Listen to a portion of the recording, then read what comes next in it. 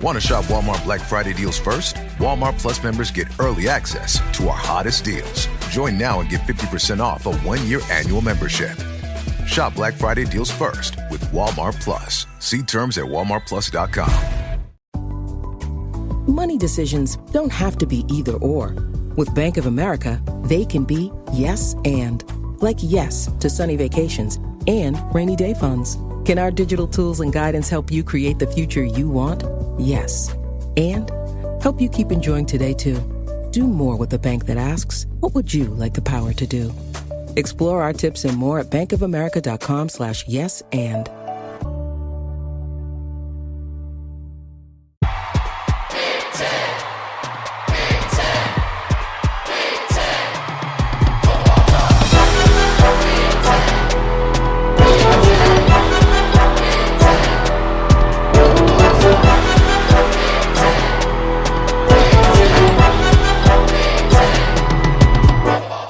What's up, everyone? Welcome to the Big Ten Football Talk Podcast. I'm your host, Zach Guggenheim, and I got my man, Buckeye Boggs. Eric, how you doing tonight, my friend? It is day 2, I guess you could say, of hate week for me. So I have been trying to practice on not saying words that start with a certain letter in the middle of the alphabet that we have red X's on. and it's Saturday feels really, really far away at this point. So I'm very agitated. Like I just to, fair warning, I cannot wait for that game to get here and for a lot of wrongs to be written correctly. Let's just say that. Yeah. Yep. This is the 1 week, and Michigan fans, just be forewarned, that's the last time I'm going to say that word on this show, because this is my favorite week of the past 4 years that I've done this show. This is my favorite because we talk about rivalries. We talk about, I think, the greatest rivalry in sport, but also just a lot of great rivalries. And we're adding to it, right? We get to claim Big Ten wise USC Notre Dame this week. Mm-hmm. We get to claim Oregon Washington. We get to claim UCLA Fresno State. That's not a rivalry. That's just the game that's happening. But we get to claim some really fun rivalries now as the Big Ten Conference. And I'm excited to pick your brain as a fellow Ohio State guy, who I believe we have the best rivalry in sport, but I think there's a lot of great ones out there. And so we're going to talk about that in this episode. Again, if you like this content, make sure to like, follow, subscribe, wherever you get your podcast, Apple, Spotify, YouTube, hit that like button, smash that subscribe button. Also, make sure, go over to the OHIO podcast. Make sure you like and subscribe there. Great content, like really great Buckeye content. And I think it's a different avenue than a lot of your mainstream Ohio State stuff, but great analysis, great thoughts. I love your live shows when you're during the games. And it's fun to see you guys just live watching the game. When did you guys start that, by the way? We test ran that at the beginning of the season, and we were missing the key ingredient, and that was Corey. So Florida Corey joined us mid-flow in the season. We had him coming on Sunday nights. He's a podcaster who's been in it longer than you and I, Zach. He was a former co-host of Johnny Bullitt over at Scarlet and Great. Yes, yeah. And I didn't realize that was the same guy. Yeah. And so that's Florida Corey. And he was kind of just hanging out there in free agent land, and I scooped him up and said, let's go, let's roll. And he came on board about mid-season. And so after we did our test run on the live watches, Florida Corey has brought – he is the yin to Chris's yang. Okay? That's fun. And so I get to play referee with these two, and it is a – ton of fun, because I'm like Peyton Manning, remember that Saturday Night Live skit when he's playing football with the kids and he's just drilling them in the head. Like, I get to pick which side I want to be on sometimes, and just here's a lob toss and just watch Corey bang it off Chris's head, or then be like, hey, when the refs, I'm the ref and I'm going to turn around, I kick Corey in the guts, and here comes Chris off the top rope with a flying elbow. It's a lot of fun because I never lose. There you go.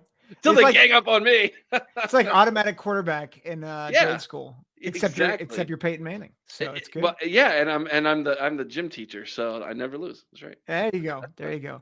So, well, why don't we make sure you guys, for those listening, make sure you like, subscribe, follow these guys at OHIO.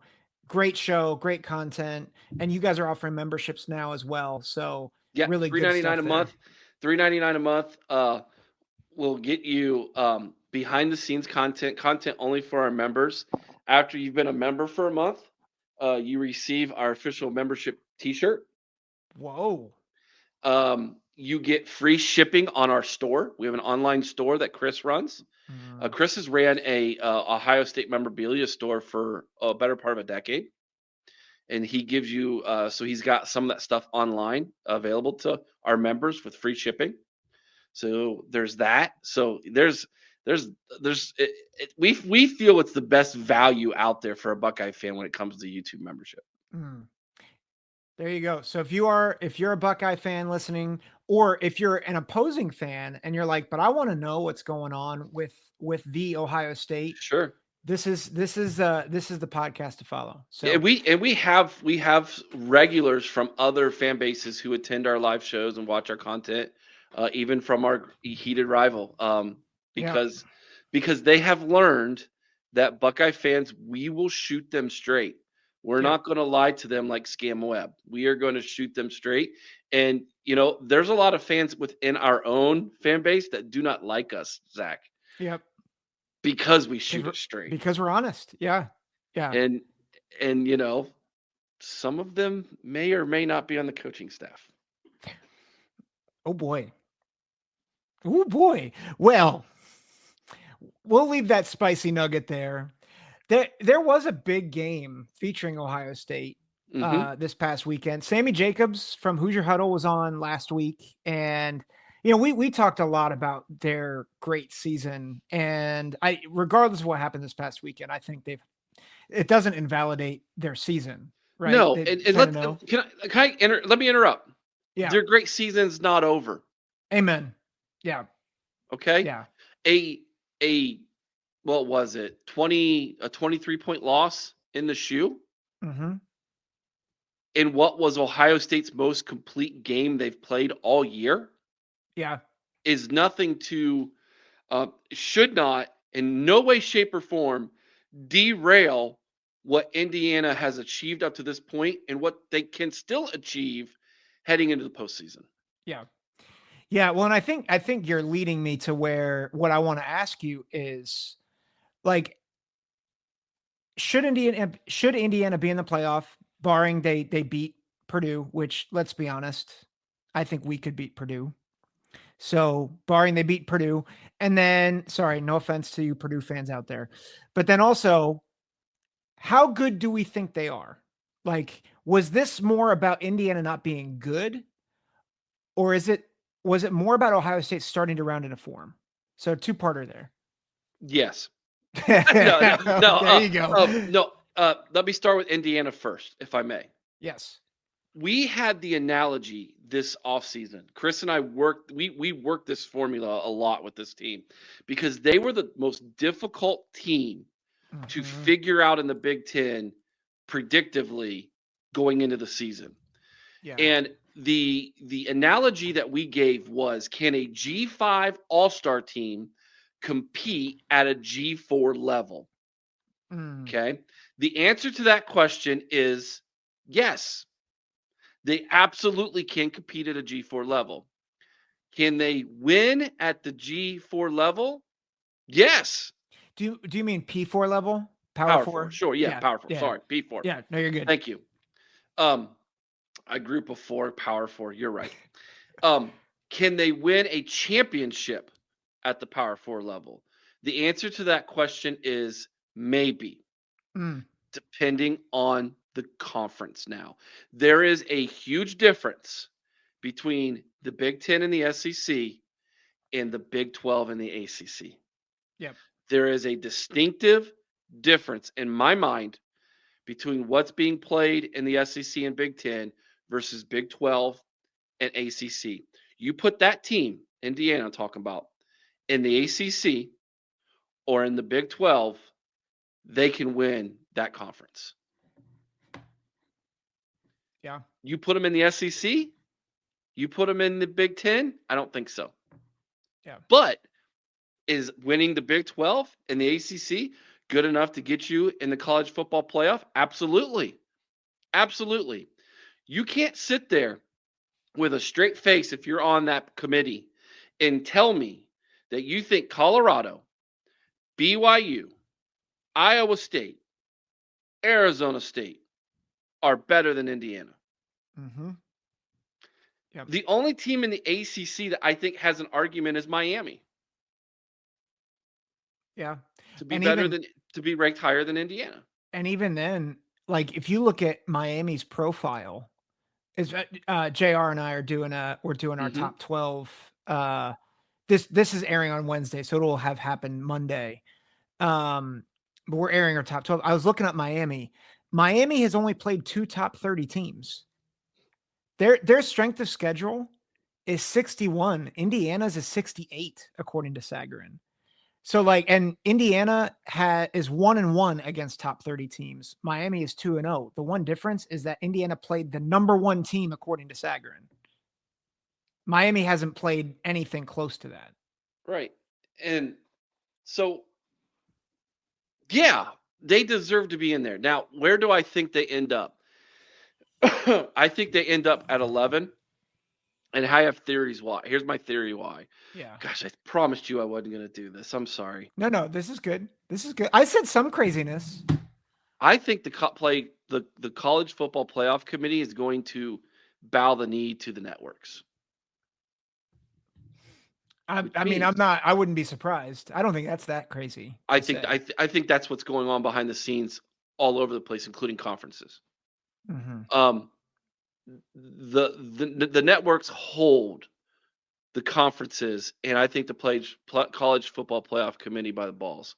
And because of that, you're going to see some decisions that because it's what the networks want. So my prediction is that Notre Dame gets 6th if they win out, and Indiana gets 11th, and there's your 6-11 game. Yeah. Because there is a debate amongst Hoosiers who's the better team in the state of Indiana. Yep. And that's a storyline that writes itself. Yeah.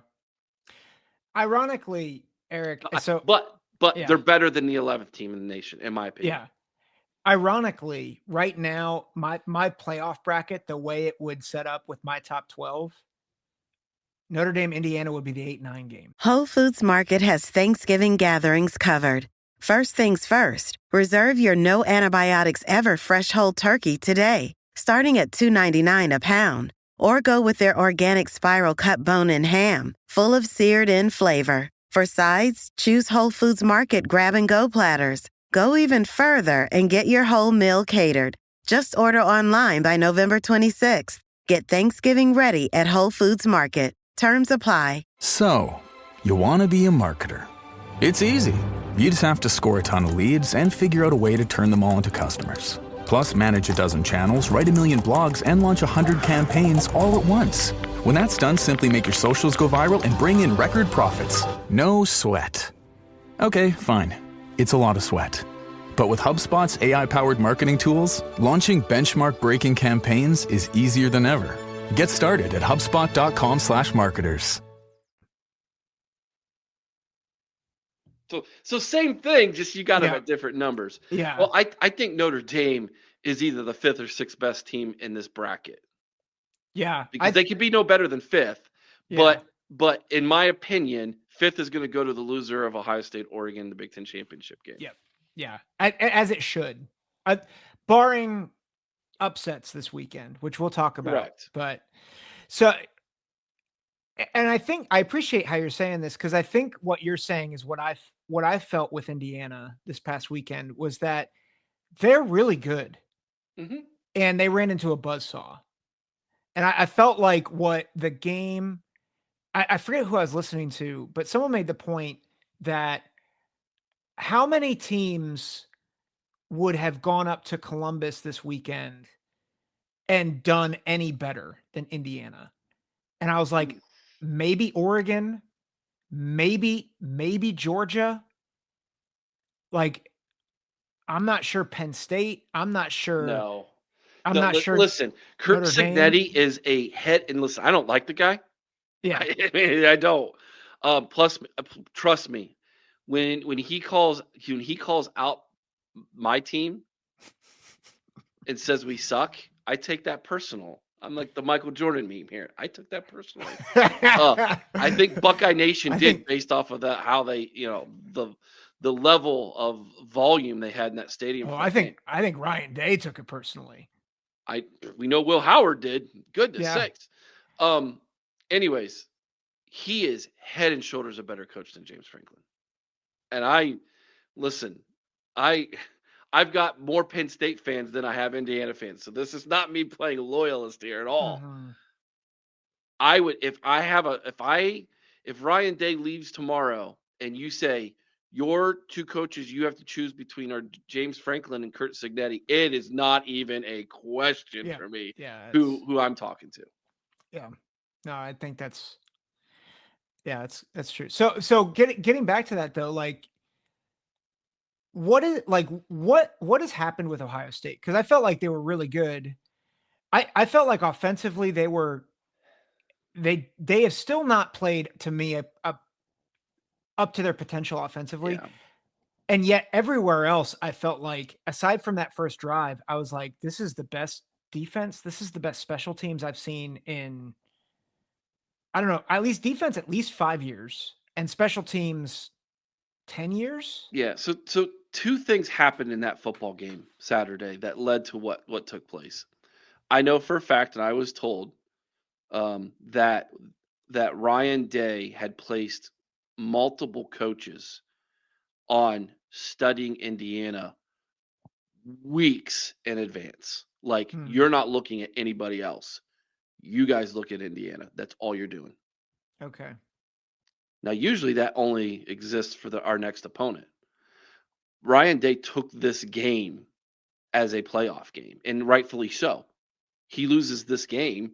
That's the second loss. Everybody's saying, where does Ohio State belong in the CFP? And he's out of the Big Ten championship. And the Boo Birds and the Fire Ryan Day and the Cooper 2.0 people are having a field day. So he took this game incredibly seriously. The fan base finally woke up. Big Noon Kickoff is Ohio State has started so slow on noon kicks, and there is no home field advantage on a noon game in Ohio State. They're not liquored up.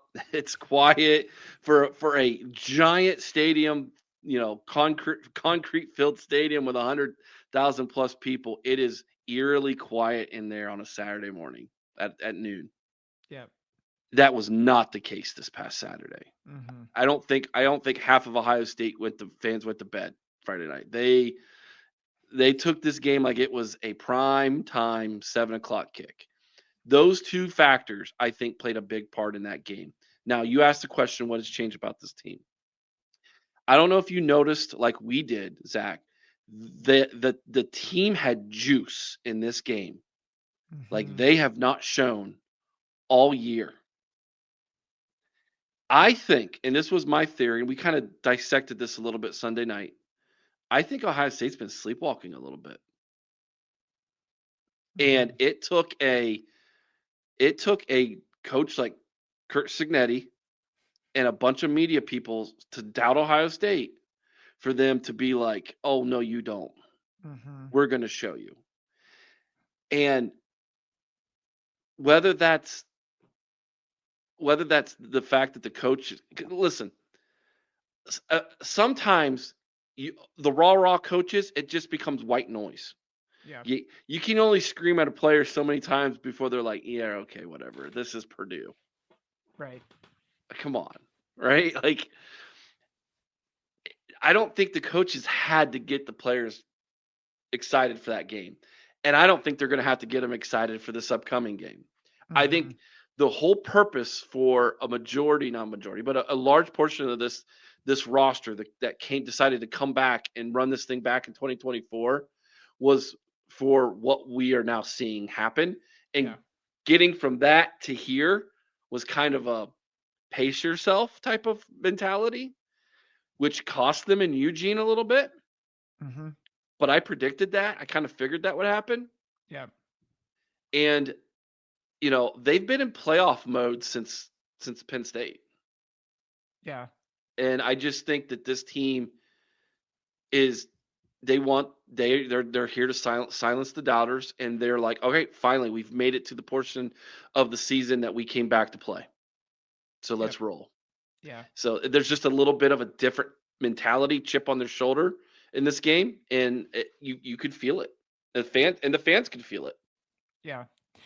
And I think the thing that was very striking, I didn't watch a ton of content post game, but I did see them interview Jack Sawyer as well as Will Howard a little bit. And, Will Howard talking about the team up north. I mean, his focus, I am very impressed with him from a leadership standpoint. Oh yeah, he's phenomenal. In some ways, he has that JT Barrett vibe to him. Gosh, Chris would love you right now because I hate that comparison. Oh, really? Oh, I hate it. I hate that comparison so much. But everybody gives it because to me they're completely different people. They're completely different players. Well, yeah, I totally agree. The JT Barrett was very much a very vocal leader behind the scenes, but publicly he was not. And I think Will's completely opposite. I think publicly he is completely, I'm going to be a leader. And then behind the scenes, privately, he's a little bit more of a professional. Let's just do our job. And okay. Yeah. And I'm going to leave it to some of the other guys in the locker room to scream and yell and things of that nature. But publicly, I think when the lights turn on, he shines the most. Yeah, that makes sense. Yeah, that is a little different than JT. That's a little different. That's just my feelings, but yeah. Well, let's talk about that game, that team up north. Last week, the team up north, they did look impressive against Northwestern. Now, Northwestern has not been great this year, but I felt like they were starting to find some things offensively. Let me tell you, and I'll tell the listeners and viewers where we're going with this. I want to look at this game from an X's and O's standpoint, and then I want to look at it more from the meta narrative of the rivalry historically, and then the microcosm of the past few years. Because I think there's both of those things are at play in this game. But just from X's and O's and personnel, like Michigan the team up north looked better than I think they have all season on offense. That defense, they didn't have to really play the whole game. And so they looked lights out as, that defensive line we predicted would be super nasty.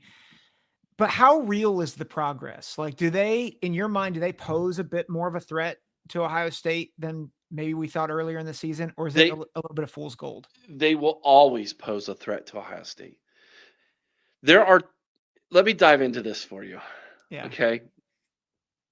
There are two factions of Ohio State fans. Actually, three.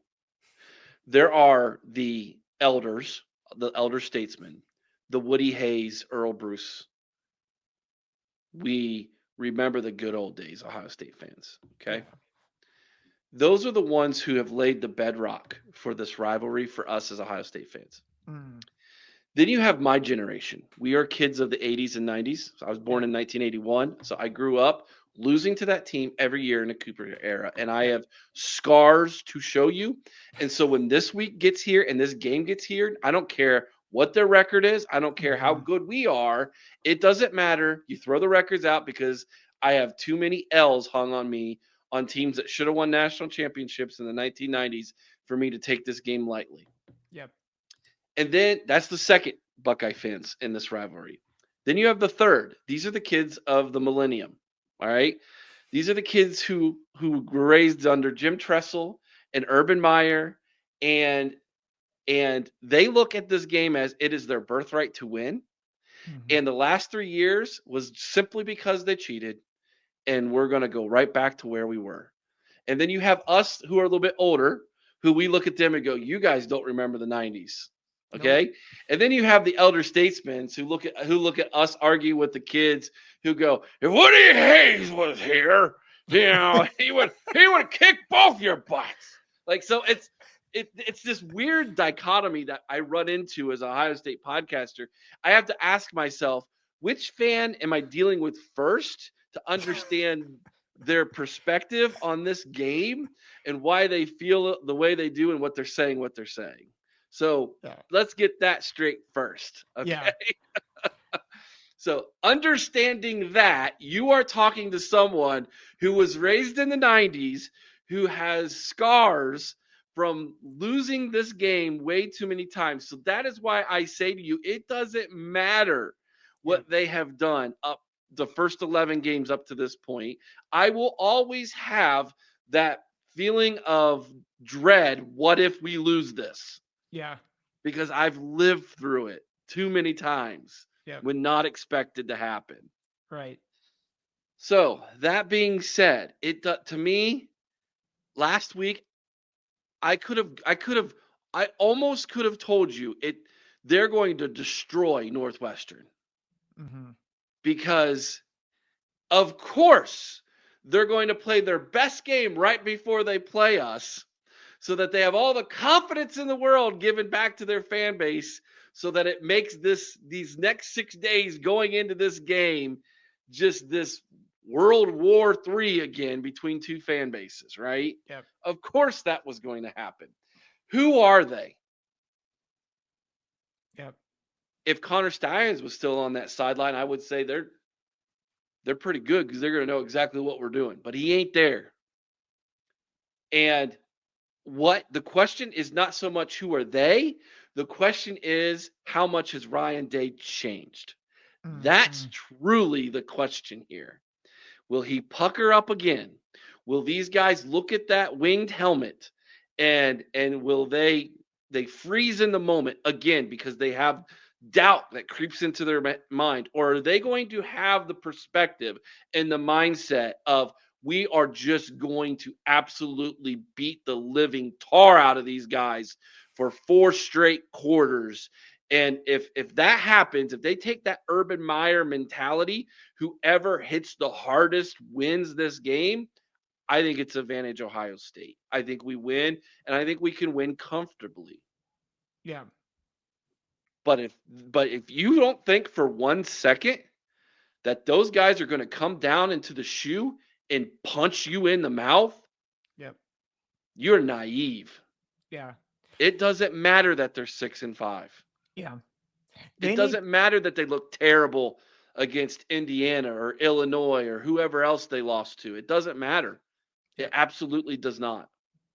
They need to look at the team up north and think of them as better than Oregon. Yeah. They should. Yeah. It does, again, if you take the mentality that Woody Hayes had, the mentality that Jim Tressel had, that Urban Meyer had about this game, that nothing else mattered. And I was saying this Sunday night on my show, nothing else matters up to this point. What happened in Eugene? What happened a day ago in the shoe against Indiana? What happened up in Ann Arbor against the Wildcats for them? None of it matters come Saturday. Yep. None of it. Yep. That's why this is such a great rivalry. And let me say this as an Ohio State fan. What makes being an Ohio State fan great is the fact that you have someone who you get to hate so much, who's so good. Yep. If Illinois was truly our rival and a little buck was all we had to play for, I probably wouldn't be an Ohio State fan because that sucks. No offense, Illinois. No, you guys got a good basketball team, but that would be terrible. Yep. This is what makes being a Scarlet and Gray fan or being a Maize and Blue fan so good. as much as we hate each other, we have to admit we're better because of each other. Yep. Yeah. Well, I was gonna say Brett Bielema this year might, that would be a fun. Oh, he could just go fun rivalry. another frozen pizza for all I care. Come on. I feel like Brett Bielema has done a great job with Illinois this year, but I think to your point, I appreciate that because I think they're getting ready to give their best shot. Sure. Because they're like, despite the fact that they're 6-5, they're like, hey, when's the last time Ohio State's beat us? 2019? Like nobody remembers that on that team, like on either sideline. And so like everybody remembers that Ohio State has not beaten the team up north. That's what everybody remembers.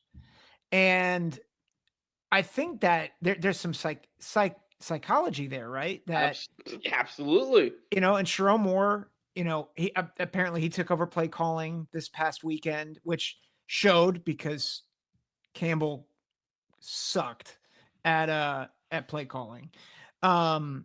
There are questions about Will Johnson. There are questions about Colston Loveland. I think they're both going to play. I think they're playing coy about it.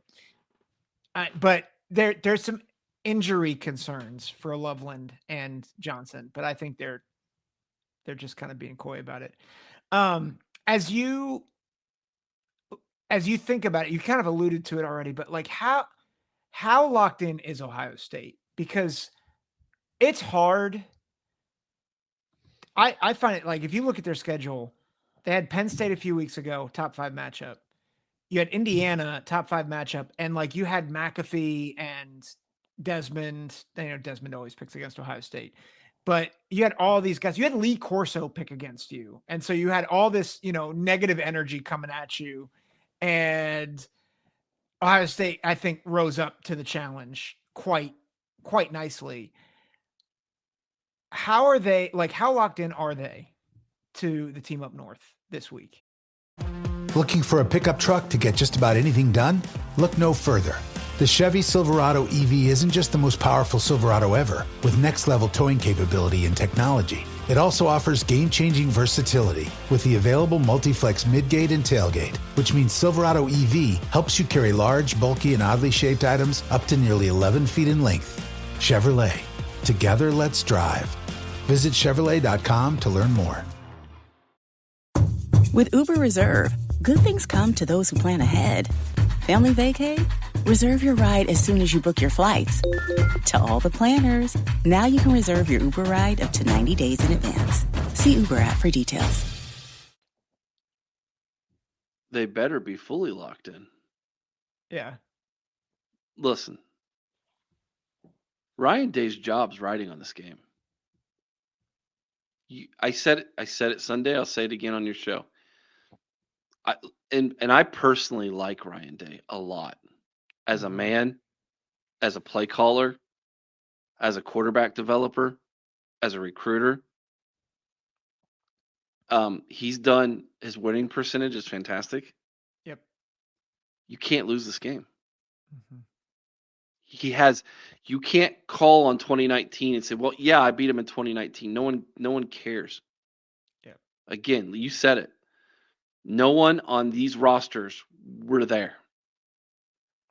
You can't call on 2020 and say, well, they skated. They used COVID as an excuse. And, I agree. They did, but you didn't get to play them.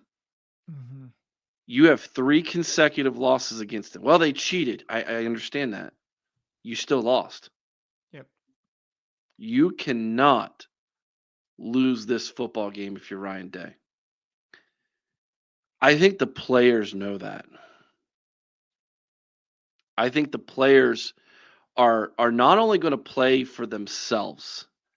I think you're going to see them play for someone who they love and respect in Ryan Day like they've never played before. I know I would. Yeah. I know I would. And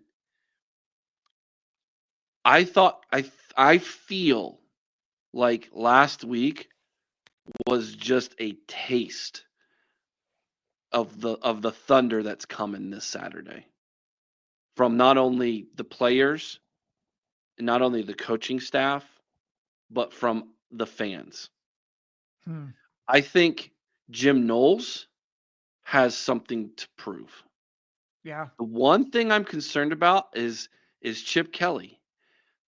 Buddy, you've coached in a lot of big games. You've been a head coach in the NFL, 2 different franchises. You've never seen nothing like this. Yeah. You better be ready. I think Ryan Day's probably had that conversation with him. Yeah. And the one thing I will share with you, and I shared this with our show, but I'll share it with you and your listeners and viewers as well. Something happened over the summer that is critical to, I think, the success of Ryan Day, this program, and this game coming up Saturday. When Ryan Day had the opportunity to hire Chip Kelly, he was able to hire his mentor.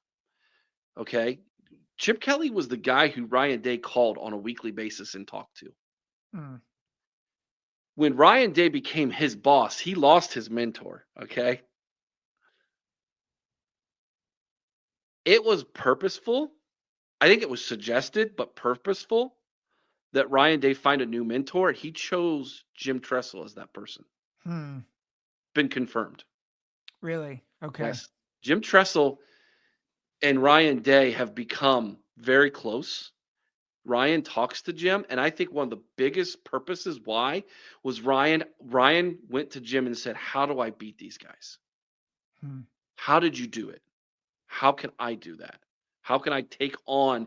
Because as much as Ryan Day would talk to Urban, he's never going to be Urban Meyer. It's not in his DNA to be like Urban Meyer. And that's probably a good thing for his wife and for his children, okay? Yeah. Yeah. He's much more like Jim Tressel, but Jim Tressel was incredibly successful in that game as well. Yeah. And I firmly believe Jim Tressel took time after his retirement to hand Ryan Day the blueprint that he designed on how to beat that team. And Ryan Day has instilled that into his makeup as a head coach and and into this team. And I can give you one example that proves all of this to everybody. It's the entire revival that took place with this team, with their relationship with Christ. That was not an accident. Yeah. That is very much a Jim Tressel thing. Yeah. And I think it freed Ryan Day to be himself and say, "You guys do it. Go for it. I know I'm not allowed as a state employee, but I'm not going to stand in your way," just like Jim Tressel didn't. "And you guys go be you. And at the same time, us being us and not trying to be somebody else, that's going to free us up to allow us to go into this game and win without feeling those jitters anymore of the what ifs. Because at the end of the day, we're winners already." And I think that has been so freeing to this program that people don't even realize it yet. Yeah. Well, and I think, we had a great on your show, a great conversation about that, what was going on with Ohio State in terms of the faith component with Jesus. And if you guys want to check that, I'll put that in the description if you guys are interested in hearing about that. But I think there is something to be said too, how they've been so resilient this year. Like, I feel like Ryan Day teams in the past have been have kind of clenched. Oh yeah, and they've puckered bad, and not just with the team up north. And I think the thing that's been really striking about Ohio State this year, they, aside from Oregon, ironically, they have been slow starters. Oh yeah. They've had to battle back from adversity time and time again. I have called this team Rocky all year, and it's not from like the standpoint of they're the underdog. It's they need to get beat up to wake up. There's that scene in Rocky 3 where Clubber Lang is just beating the tar out of him, and they're like, "Throw in the towel." And he's like, "No, don't. This is great.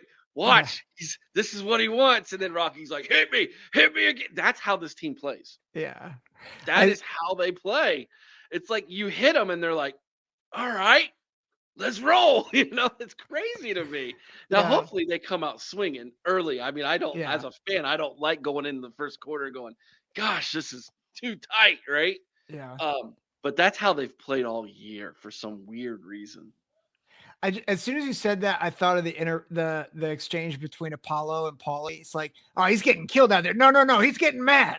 Yeah, exactly. Exactly. That's who we are. Yeah, that's exactly who this team is, man. Yeah. I feel like Cody Simon has been an embodiment of that. Like that dude. Oh. I mean, this past Saturday, he played unreal. That's the best I've ever seen him play. It's the best game we've had from a linebacker at Ohio State. Since Shazier? Maybe. It's been a long time since we had a linebacker dominate like that, And listen, and that's not to take anything away from Sonny Styles. He had a great game too. Yeah. I was saying Styles, I feel like, is finally starting to ascend. He's starting to play. Yeah. He was trying to learn the position. He was thinking too much. He's just playing now. Yeah. And hopefully they can play loose and fancy free Saturday as well. Yeah. You were talking before about the rivalry and the impact on this game. How, you talked about the 90s, but how did you really get indoctrinated into this? And and how have the past good choice of words. Yeah. How'd you get indoctrinated, and like how have the past 3 years changed it for you? Okay. Let's take the first part of that question because this is a great story, right? Okay. Yeah. So obviously my dad who's a great basketball coach. I grew up a gym rat, and so Ohio State basketball for me when I was a kid was just as important as football. In fact, I remember going to just as many basketball games to St. John's Arena as I did the Horseshoe and watching football games. And as a kid, I actually was more into the basketball games than I was the football games. But that's neither here nor there. So my dad was a huge Ohio State fan. And I remember this so vividly, Zach. I was in second grade, and I had a second grade teacher who I really, really liked. And she came on Rivalry week. She wore a big M sweater to school when everybody was wearing Ohio State stuff. Oh my goodness. And I went home and I told my dad that, because of my admiration for my second grade teacher, I was going to root for that team up north. And he said, absolutely not. You can pack your bags and you can leave.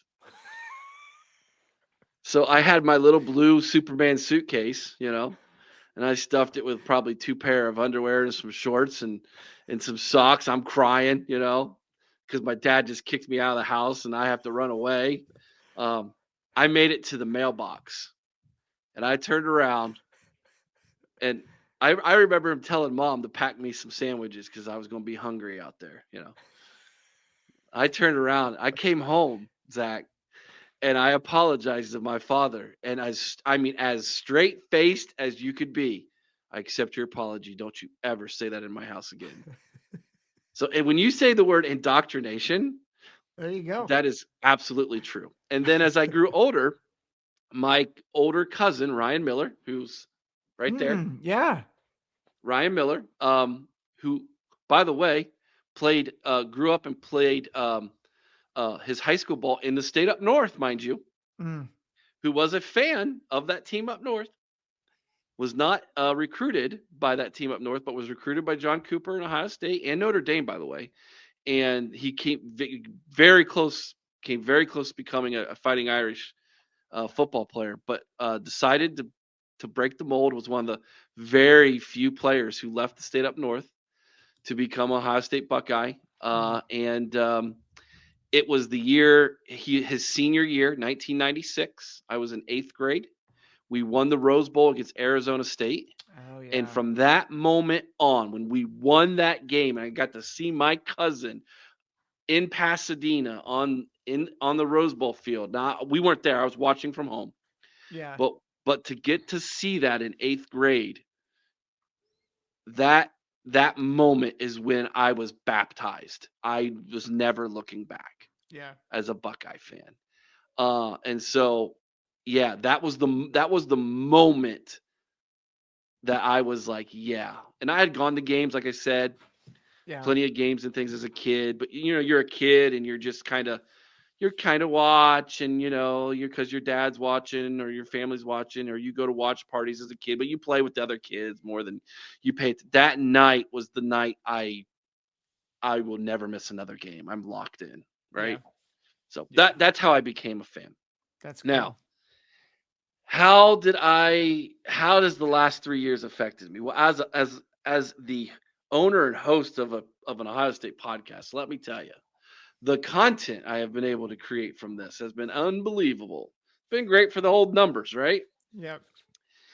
I think we will one day look back at the last 3 years of the Jim Harbaugh era as one of those times, like it'll be right underneath.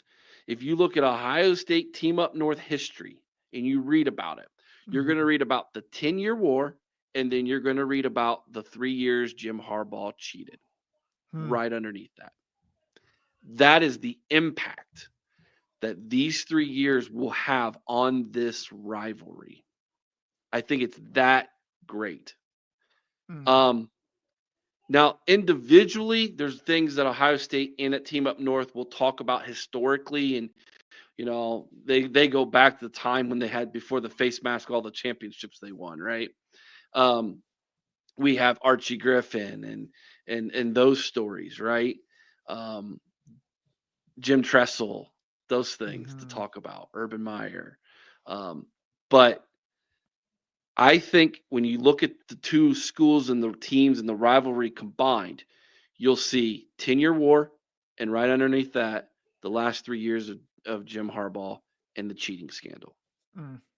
Now, I'm not going to sit here and say that the NCAA is going to take that championship away and take the wins away and give them a postseason bowl ban, and I have no idea what's going to happen. I mean, I think everybody is truly speculating right now. Yeah. And listen, as we record this on Monday, and by the time people watch this on Wednesday, the news might have broken. There might be something that we don't know right now that could have happened. So disclaimer here, right, guys? But that's where I think historically that is going to place in history. And to think, Zach, we got to live through that is wild. And podcast to report about it and talk about it. There's going to be times I'm going to be talking to my grandchildren and be like, listen, let me tell you about this crazy hypocrite named Jim Harbaugh. Okay. And then on the same side, there's going to be some guy who lives in that trashy state up north who's going to be like, let me tell you about this saint named Jim Harbaugh. Like, it is going to be wild to watch these two fan bases twist these stories back and forth over the course of the next few decades, if time tarries that long. That we will get to do that. And to me, that is wild and really cool, actually. Yeah. And I think I appreciate how you wrap that up at the end, because I think that's what makes this rivalry so unique. And I think you see it in others. Like, you had Auburn, Alabama, you had the guy that poisoned the tree. I mean, people do dumb things, but like, 10-year war, I still remember the 2006 game of the century where Bo passed away a couple days before. And they're like, it wasn't just, I mean, it was 1 versus 2, but it was like, it was the end, like the true end of an era, because Woody had passed away. Well, and here's the thing about that, Zach. So, if you ask me what would be your dream job, Eric, it would be to be the next Ohio State football historian, to be the next Jack Park. I have every one of his books, and I've read them multiple times, mind you. And every offseason, when football ends, here's how I get past the end, because it's very depressing, right? Yeah. Basketball, I love basketball, so it does a good job of kind of distracting me from the fact that football's done. I always pick up another book, Ohio State book, and start to read again. And Jack Park, he tickles an itch for me that no other writer does for Ohio State, because of his love of the history. And it's such a refreshing thing to go back and start to reread the history every single offseason. But to think that 2006 1 versus 2, right? Game of the century. Ohio State Notre Dame back in the 40s was considered the game of the century. Yeah. And Ohio State's been a part of the game of the century multiple times. And so, we look at 2000, that was 18 years ago. How old were you in 2006? I was a junior in college. Okay. I was 22. I was 20. I was graduated, married, had a kid already. Wow. Yeah. But we're 5 years apart, I think, because you said 81. Yeah. Yeah, 86. Yeah. So I was just a little younger than you with those 90s demoralizing losses, but thank your lucky stars. Yeah. Yeah. The 90s. Well, I got to be in college when Jim Tressel was coach, so yeah. There's that too. There you go. That's fun. Before we move on to maybe other rivalries that we're excited to talk about, do you have a game prediction for Ohio State team up north? Like what are your thoughts on this game? Working on it. This is Monday night. I need to talk. I wait until after we do our preview because I need to get from their perspective first. I always like to take, I did that with Sammy last week from the Hoosier Huddle. Yeah. And then when the news broke about the injury to Seth McLaughlin, and that was such a gut punch that night, Zach. Oh yeah. Oh, that was a gut punch. And that almost changed my prediction, but I stuck with my prediction. I was glad I was wrong because I had 24-17 Buckeyes. I thought it was going to be really, really much closer than what it was. Yeah. My inclination is that just like last week against the Hoosiers, our depth is such an advantage to us, which really angers me that we just didn't use it very much at the beginning of the year, especially on the defensive line. Yeah. That we can be so much more fresh than our opponents by the end of the fourth quarter, especially defensively, that we just wear on people. I could be wrong, but I don't think I am. I told you, I remember telling you this. They were an injury or two away from being incredibly mediocre this year. I was right. Yep. What I did not anticipate was the majority of their woes coming from how inept they would be creatively as an offense. Yeah. I knew they were going to be good defensively, especially up front. Yeah. And they still are. Let's not kid ourselves here about that. Yeah. But can they withstand 4 quarters of our defense leaning on them? The only team who has done that is Oregon.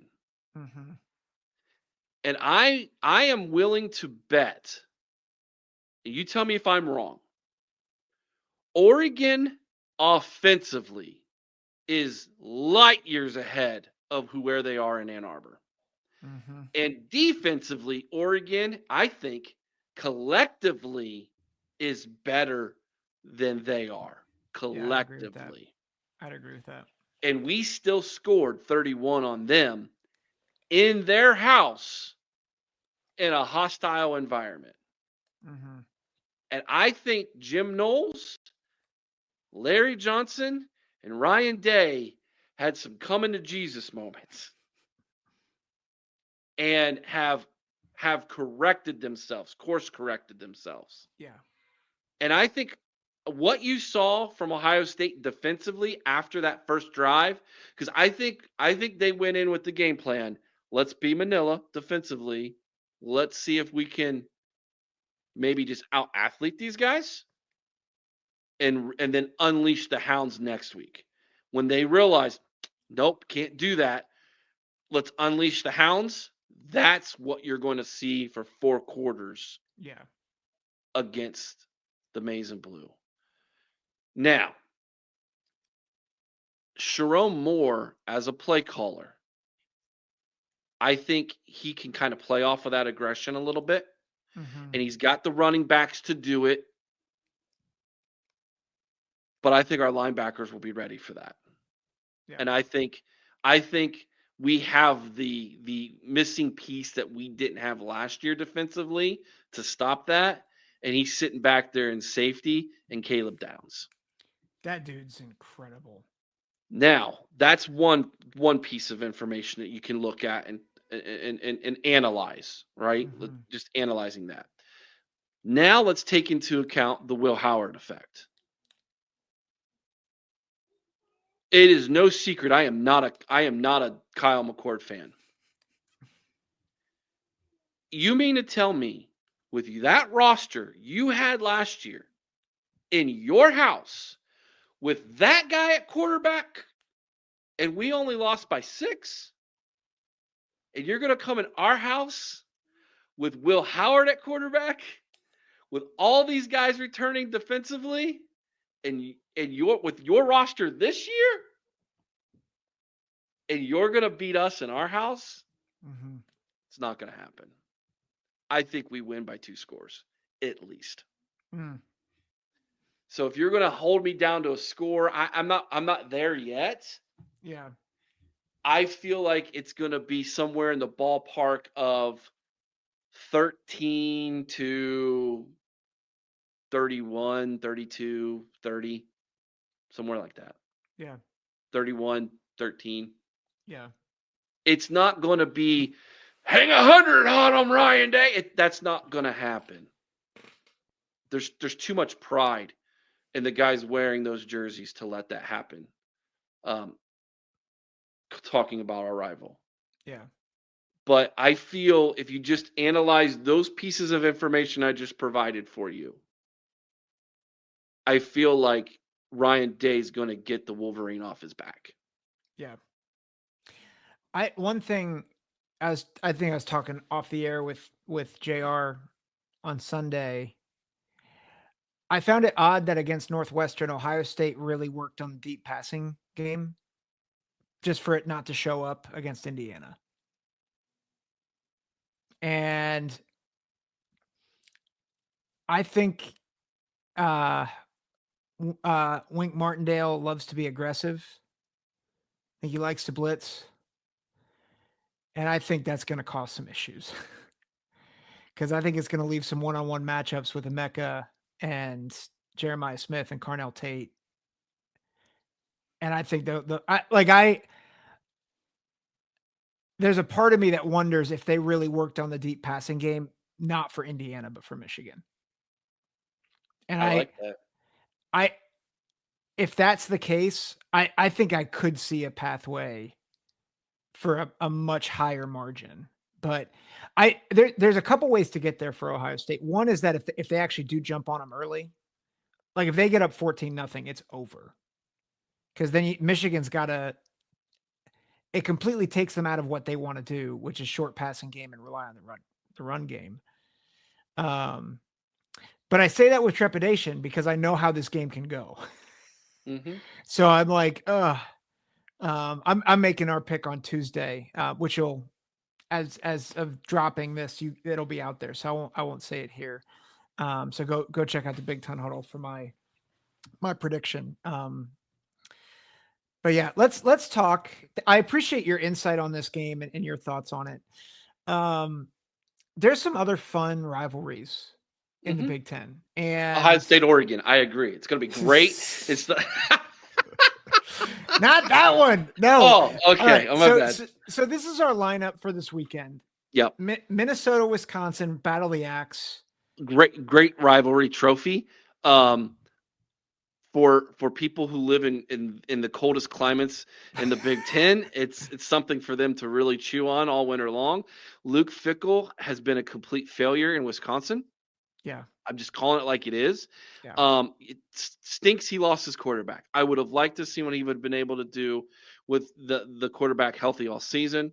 Minnesota, much better than I thought they were going to be this year, but I kind of figured that it was time for PJ Fleck to kind of have the weird season by the weirdest coach in the Big Ten. Kind of seems to happen. Luke Fickell has to win this one. Yeah. Or the seat's hot in Madison for him. Yeah. But I love that rivalry trophy. I think it's the best trophy in all of college football. It's an axe. Like, it is cool. You win a weapon. Like, yeah. Like, you can kill someone with that trophy. Like, let's be honest. Like, no, listen, I think the dumbest trophy for the best rivalries got to be Nebraska and Iowa. Now, I like what it stands for. Don't get me wrong. But that thing should be a bloody sickle.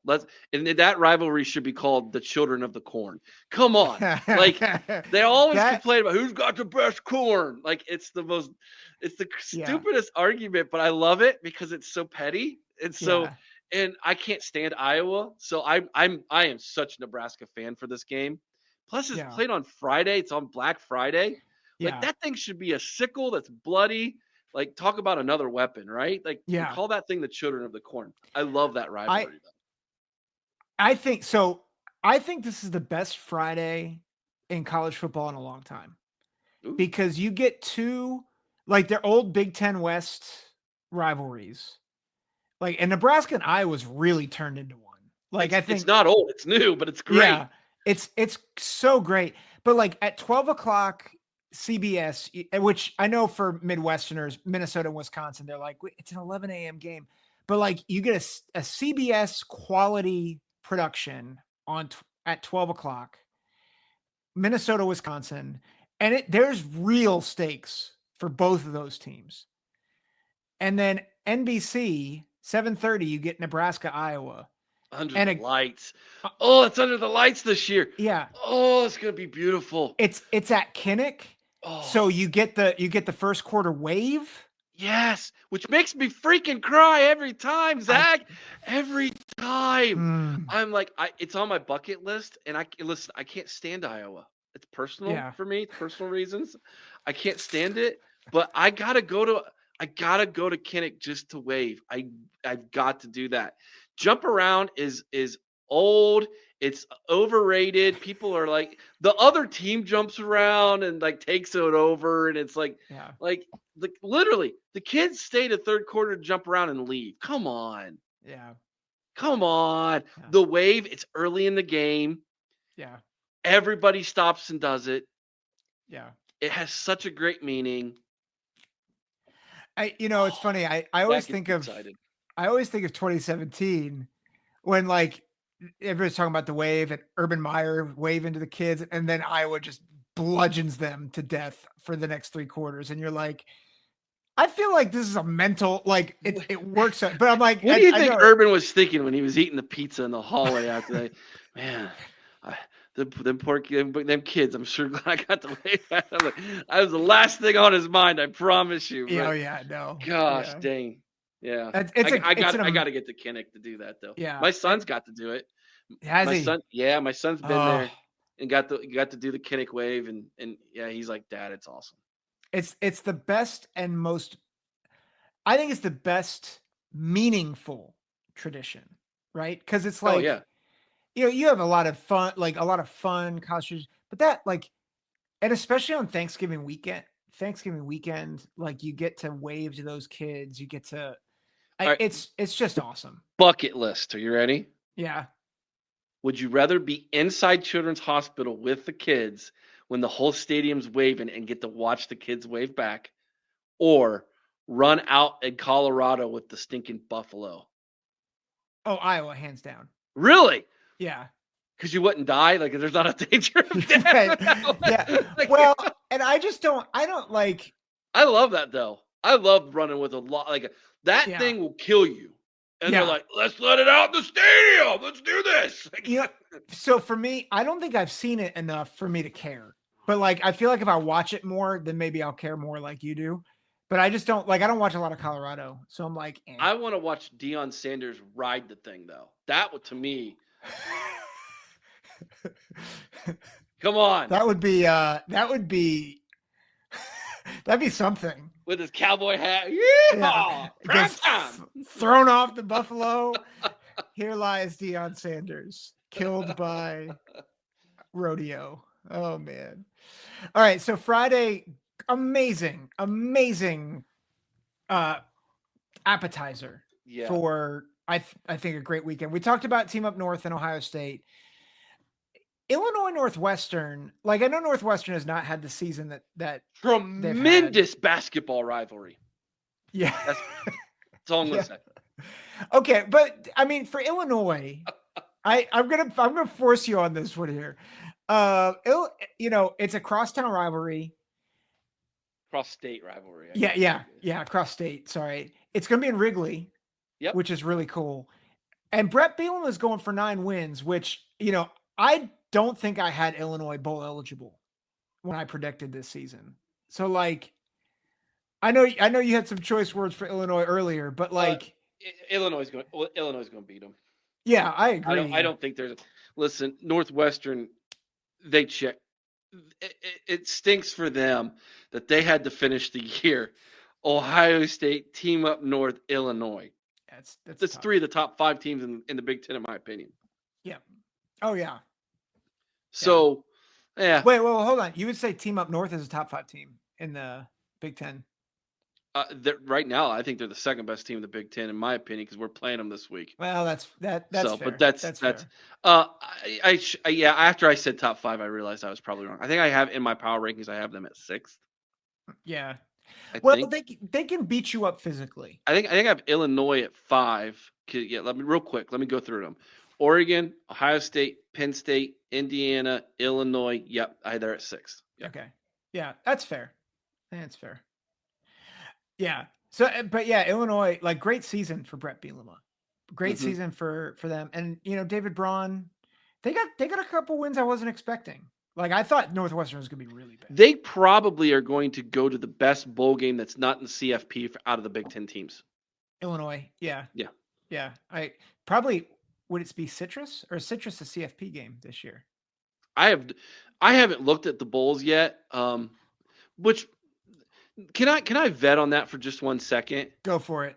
I love the fact that the CFP is going to be must-watch television. It's great, but it's going to really hurt the bowl season, man. Yeah. And I loved bowl season. It's so college football. It's so like unique to sports, Mm-hmm. And I love the fact that you could have a team like, take Coastal Carolina, for instance, and this is like their Super Bowl, right? Mm-hmm. And it just means everything to them. And it really started to stink when you had players starting opt out about a decade ago. Yeah. And it really ruined it. And so this is what college football had to do to keep that from happening, which, by the way, they're not done. It's going to go to 16 teams, guys. Yeah. It's going to. It's what Division I AA does, or whatever they're called now. It's what Division II does, Division III does. They all go 16 teams. It's going to happen. Yeah. It is. Citrus is not a playoff game, so I think they will probably go to the Citrus Bowl. Okay. Unless if somehow a Big Ten team of the top 4 gets left out, which I don't think that's going to happen. Yeah. Like I don't see it happening. Unless if Maryland upsets Penn State this week, which I don't think is going to happen. There ain't no chance. Maryland's awful. Speaking of rivalries that aren't. Sorry, Maryland, Penn State. We're just going to move on. That's this is a game I'm really intrigued about. Notre Dame USC. Again, we're not really giving picks. We're just kind of giving leanings and thoughts on the game. This game, I feel like in the 2000s was always a fun rivalry with a lot of stakes because you had those Pete Carroll teams. And I'm going to make a statement about this that I think is going to be a hot take for you. Okay, go for it. Notre Dame USC is equivalent to Ohio State Oregon when it comes to the rivalries, in my opinion. It's historical more, I get it, but it's Midwest, West Coast, top tier, who's better typically, and I think that is what Ohio State Oregon can become is Notre Dame USC. Yeah. Lane Kiffin might be on his way out. I think Lane Kiffin's going to be the next head coach of the Chicago Bears. Mm-hmm. You talking about Lincoln Riley? Sorry, Lincoln Riley. I was like, they're one and the same, right? Both kind of. Lane Kiffin coached at USC once. Yeah, I'm sorry, Lincoln Riley. Thank you. Yeah. Lincoln Riley. I think he's got one foot out the door. And I think Notre Dame, who's playing really well right now, is going to go to USC and is going to smoke them. I mean, put a beat down on the Trojans of biblical proportions. Speaking from a Catholicism standpoint here, we're talking don't bother coming back to the office the next day. Clean out your office now type of loss. So you think that USC, even with maybe a more talented roster, you think because Lincoln Riley is checked out, it's done? I think it's done. I think Notre Dame, who's got so much more to play for, if they with their loss to Northern Illinois, they need to. A loss to USC could really hurt them. Yeah, and the way Marcus Freeman has got this team playing, I think Notre Dame goes into LA and just destroys them. Yeah, I feel awesome. Like, I'm not a big Notre Dame fan, but I feel so good for Notre Dame after what Brian Kelly did to him. And I love Brian Kelly's trash, dude. I cannot stand that guy. I love that Brian Kelly has, like, no offense, I don't want to wish ill on anyone, but like, it's like he went to a greener pasture and they're now 7-4, and I hate, and I love what Marcus Freeman has done. Like, he has been just such an upgrade despite the crazy losses. Like, he's been a huge upgrade at Notre Dame. One of the episodes we do every year in the off season, very early on in the off seasons, we rank all of the former Ohio State players who are coaches today in order of who is the best out of the top 10. We rank the top 10. You got Eddie George, Brian Hartline, James Laurinaitis. These are, Luke Fickell, Mike Vrabel, Marcus Freeman. You have all these names of former players who are coaching in the game. Mm-hmm. And the reason why we do that is because there's always that potential, right? Yeah. Of if something were to happen, who's on that list. And it has been amazing to watch Marcus Freeman climb that list. He takes it over. He's going to be the number one guy, I think, after this year in off season. Yeah, and I think you're right. Like, I think Notre Dame could be really dangerous in the playoff because they're physical. I know this much. I would not want to play them in round 1 in their house. No. No, thanks. If you're Penn State and you draw Notre Dame, or if you're Indiana and you draw Notre Dame, nice seeing you. See you later. How about this matchup? Georgia has to travel to South Bend, Indiana, take on the Irish in December. I think that is possible. Although I'm curious to see what the committee does with Georgia. this week because I'm not. It'll be interesting to see what they do. My guess is Penn State hosts a playoff game because just where they're ranked right now, and they're not going to lose to Maryland. I think they're going to host one, but I think you're right. I think Notre Dame's going to host a playoff game. I'll tell you where else I'd be concerned, and this is just as an Ohio State guy. If Ohio State wins round one or wins the Big Ten championship, say they beat the team up north, beat Oregon in the rematch, Mm-hmm. and then they get a Notre Dame team at the 8 seed, and that's their matchup. I'm like, I'd actually probably prefer Alabama or Georgia to Notre Dame in that quarterfinal. The way they're playing right now. You got me. I don't know that I want to talk about this. Is a safe space, so I can talk about this. Yeah. There's a world that exists where the 5th seed is actually the best place to go. Oh, I don't think that's a hot take. And are you willing, as an Ohio State fan, to lose the Big Ten championship game against Oregon if that means you get the 5th seed and get to play Boise State or Big 12, however that matchup goes, first round, second round, and then get Oregon again as the number 1 seed in the Final Four?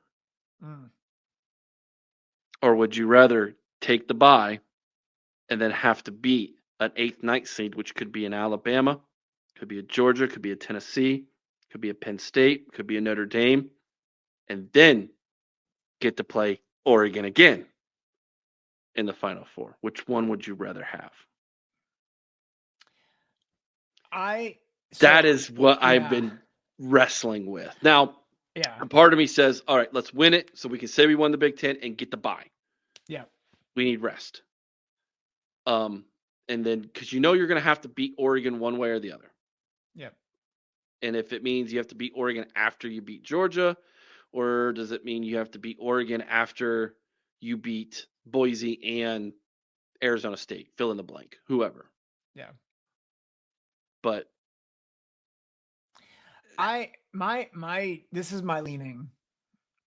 I would much rather get the bye. Okay. And the only reason why I agree, like, I think the best matchup, like, for you is to get the 5 seed. Like, I don't think there's a question, because then you get to ramp up a little bit.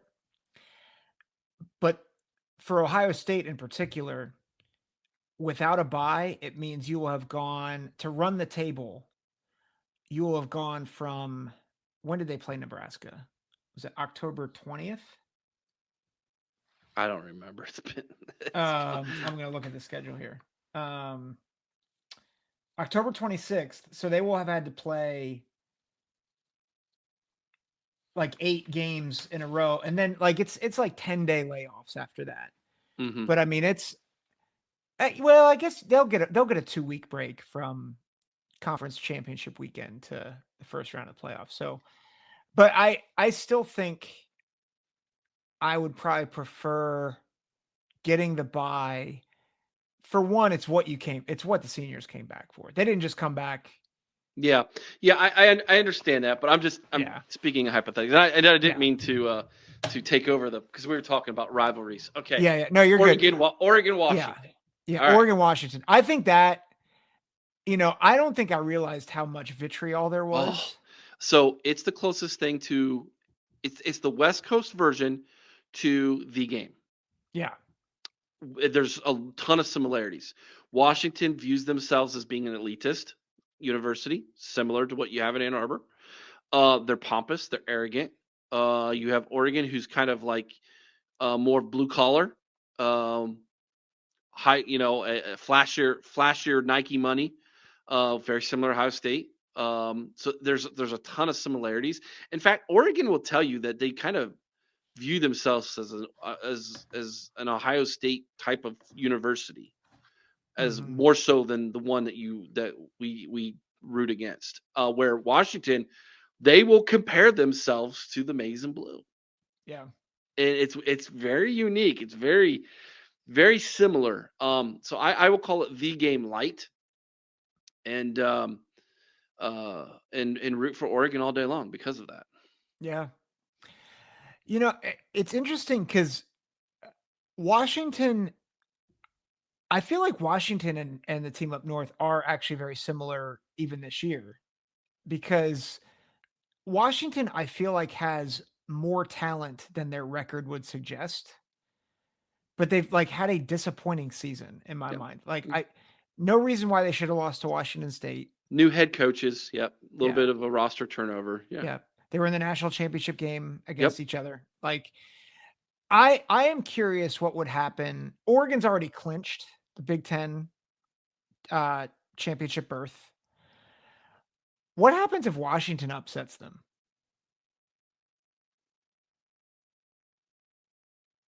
Then they run the risk of losing out that 5th seed if they lose again, possibly. Yeah. In the Big Ten championship.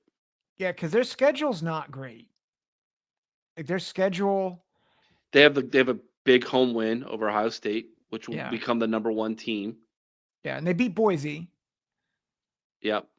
But that win, no matter how good Boise is, that win will never really count for much because, let's face it, it's Boise. It's a G5, which again, they could very well be a top 10 team.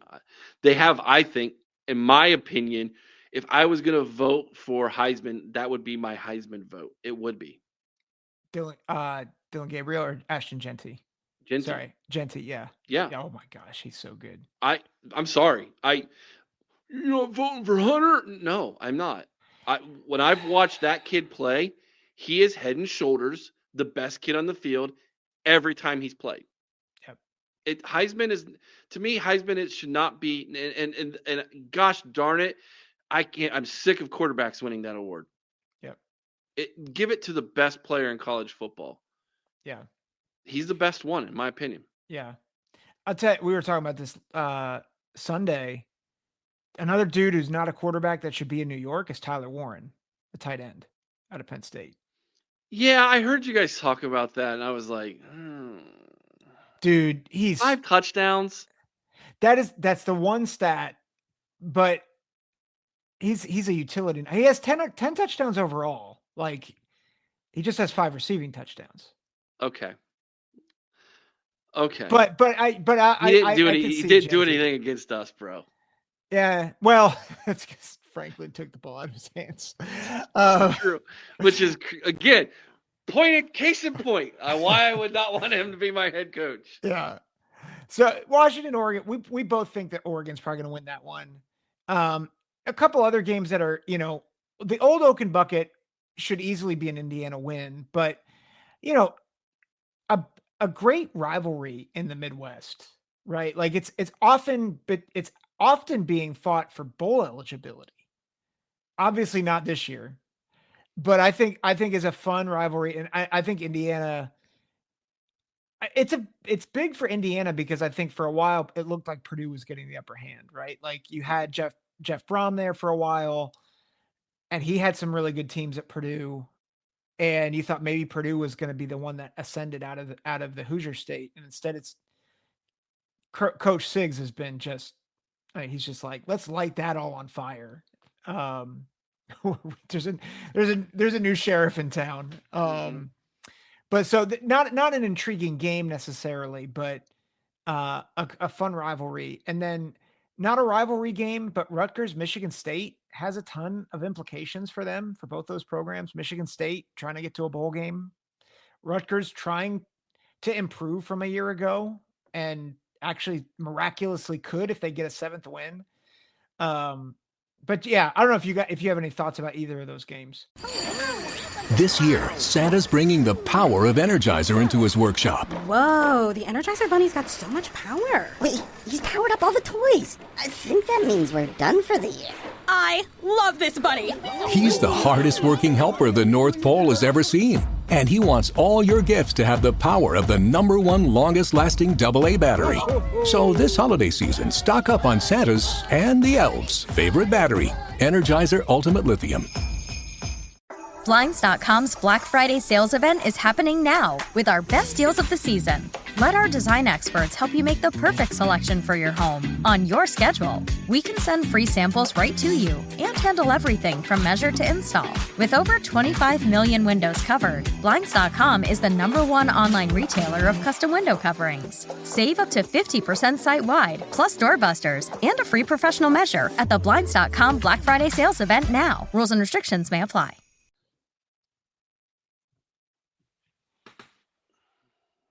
How can I make more of your listeners mad? That's what I No. Good night, everybody. That's it. I'll see you guys later. No. Rutgers has been the biggest disappointment for me this season. Yeah. I really thought that Rutgers was going to make a push for I thought what we got from Indiana is what we were going to get from Rutgers. Yeah. That was my prediction. Yep. I thought they were going to go 11-1 and make the playoffs.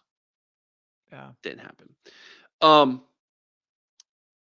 That it's not a rivalry. It's not between them and Rutgers. Rutgers needs the Big Ten to bring another East Coast team in to be a rival with.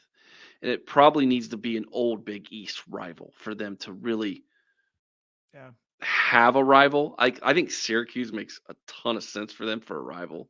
Yeah.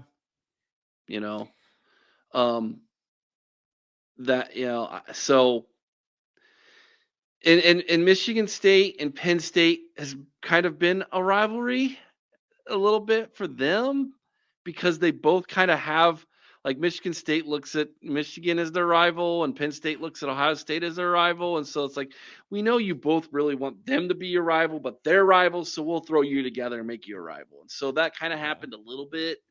But it's not. So, I mean, everybody knows that for Michigan State, their rivals, the in-state opponent, and for Penn State, their biggest rival is us. So, why try to fight that in any way, shape or form? Indiana, Purdue.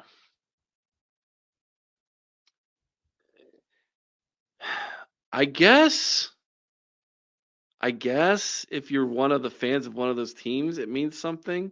I know for Dylan it does. Our buddy Dylan, it means something, I guess. But this year, if Purdue can pull off that miracle, then okay, rivalry back on, I guess, right? Yeah. But that would be a miracle at this point because Ryan Walters looks like dead man walking on the sideline. Yeah, I'm amazed he hasn't been fired yet. I know, especially with the rumor. Oh yeah. Sorry. There's oh man. That's not good. It's not good. Yeah. Well, I think that maybe if we can wrap this up, I think there are certainly some games that are like, this isn't really traditional rivalry, but there's a lot of fun games this weekend. And I think it's one of my favorite things about being part of the Big Ten, like being involved in the Big Ten, is like a lot of these games, it's similar to the game, which this is what they prepare for year in, like week in and week out. Minnesota, Wisconsin, and a lot of these games, not all of them, but each of these games have significant stakes attached to them beyond just the rivalry this year. Yeah. Like I think Minnesota, Wisconsin, Nebraska, Iowa, obviously Ohio State and the team up north. I think even you can say that for Illinois Northwestern and USC Notre Dame. I am very intrigued if Lincoln Riley is really on his way out. I think it's a helpful thought that you have that he might be on his way out. But can I give you one rivalry I love? It's not in the Big Ten, but I love it. And I don't know why I love it, but I do. Go for it. Clemson, South Carolina. Yeah, say more. It's like in-state hate, and Dabo's just so easy. He's got the most punchable face in college football. and South Carolina's good now. And for years, Clemson just kind of had their way, but South Carolina is like they're fighting. They're like a fighter. That program's a fighter, and I just feel like South Carolina's gonna get them. Like, yeah. And I love because usually there's a physical fight in that rivalry. Like it's a lot of fun because it's so chippy. Yeah. It's to me it's one that no one mentions ever, and I'm always like that's a good one. That's a good one. And I'll tell you another good one. I wish it would they would be in the same conference, and I wish they would play at the end of the year, and that's West Virginia Pitt. Oh, the backyard brawl. Yeah, that's a good one. That one's feisty. Yeah, that's another. Oh my goodness. That's another good one. Kentucky Louisville. If you live in Kentucky, and it's a basketball rivalry, but that's and I have a lot of family from Kentucky, so they hate Louisville. Yeah. That could be a good one. Yeah. The one I wanted to go, I had a chance to go to it, and I didn't end up. I wasn't able to go, but the one rivalry game that is a bucket list item for me is Army Navy. Yeah, it's the coolest, cleanest rivalry there is. Yeah, ton of mutual respect. Yep. Obviously a lot of those, they're all going to be doing something. Yeah, and we all know someone who's either in the Army or in the Navy, and like their loyalty to their team and their armed force is like none other, and they can't stand the other one, but yet the respect and love they have because they know they go to war together. Like it's unique. Yeah, it really is. My two, so I had my best friends in high school. They're identical twins. One went to the Naval Academy. Get out! It became a SEAL. Wow. And the other one was a medic. I think was a medic for a while. And so like I have to root Navy, but like both those teams are good this year too, which is fun. Like I know Army just got depleted by so did Navy, Notre so Dame, against them too. So, but I think that would be the most respectful rivalry. Yeah, man, you're not too far away from that either. You could hop in a car and go to that one if you wanted to. Yeah, for sure. And I'd be curious when that game is this year. But it's always the week after. It's the week after conference championships every year.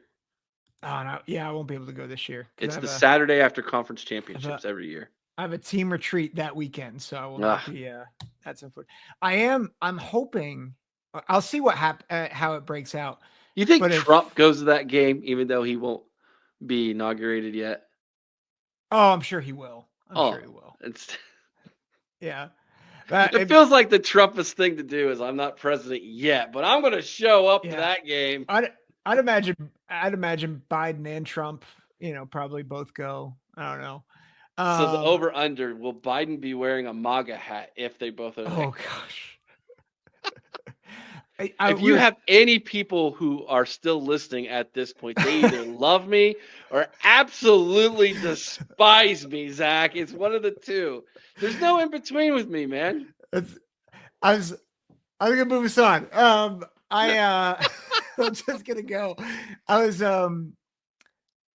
We were talking. Me and a friend of mine. We were talking about if Penn State hosts a playoff game, that might be a fun game to try to go to, especially if they get an SEC. They get an SEC team. Yeah, and despite being a Scarlet and Gray fan, man, you gotta show up cheering on the Big Ten, man. Oh yeah, I would wear blue and white all day. I mean, Confederate all the way. Take down the South, man. Take down the South. Union, baby. There we go. Union Blues. Let's go. Oh man, we're off the rails now. Civil War reference, politics. Army Day, it's good. Eric, thanks for joining me, man. Where again, we talked about it early in the show, but where can we find you? Yeah, just anywhere your social media, the OHIO podcast. We have a website, theohiopodcast.com. We write articles. All of our social links are there. We do live shows all the time. We have live shows on Sunday nights, Monday nights, both at 8 o'clock. We call in show on Thursday night at 8 o'clock.